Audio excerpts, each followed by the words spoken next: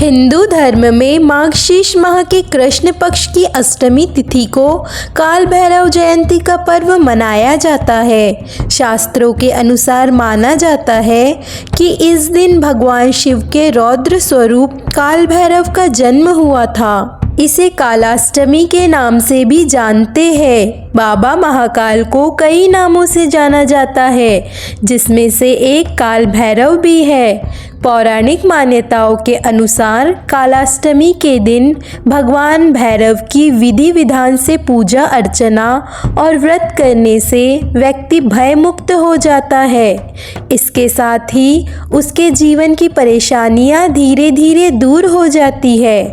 कालाष्टमी के दिन पूजन करने वाले सभी भक्तों को भैरव बाबा की कथा का पाठ जरूर करना चाहिए। ऐसा करने से पूजा सफल मानी जाती है।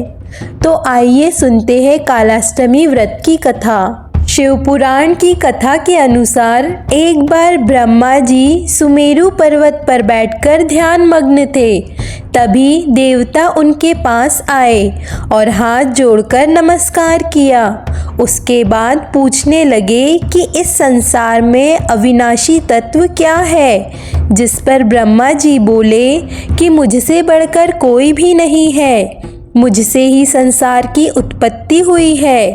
मेरे ही कारण संसार प्रवृत्त और निवृत्त होता है। ब्रह्मा जी की ऐसी बातें सुनकर वहाँ बैठे विष्णु जी को बहुत बुरा लगा।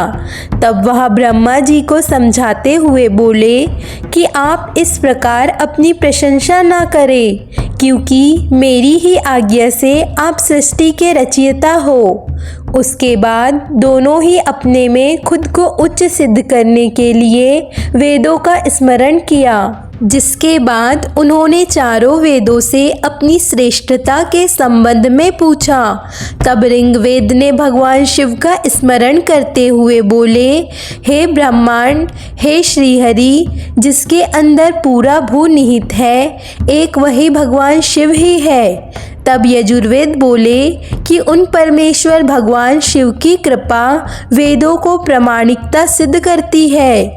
उसके बाद सामवेद बोले कि जो समस्त संसार के लोगों को भरमाता है और जिसकी कांति से सारा विश्व प्रकाशमान होता है, वह त्र्यंब महादेव ही है। वेदों की बात सुनकर ब्रह्मा जी बोले, हे वेदों, तुम्हारे वचनों से सिर्फ तुम्हारी अज्ञानता ही झलकती है। भगवान शिव तो सदा अपने शरीर पर भस्म धारण करते हैं। उनके सिर पर जटाजूट व गले में रुद्राक्ष है। वे सांपों को भी धारण करते हैं। भला शिव को परम तत्व कैसे कहा जा सकता है?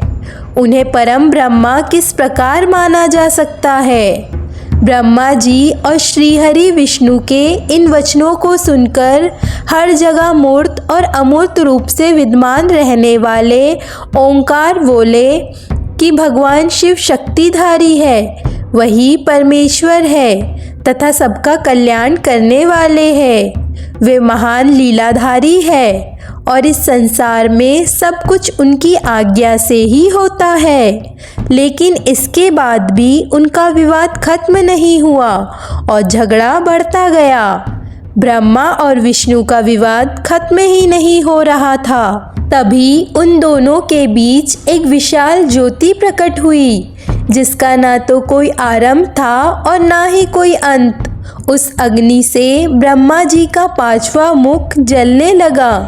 तभी भगवान शिव वहाँ प्रकट हुए, जिसके बाद ब्रह्मा जी ने शिव जी से कहा कि तुम मेरे शरण में आओ, मैं तुम्हारी रक्षा करूँगा।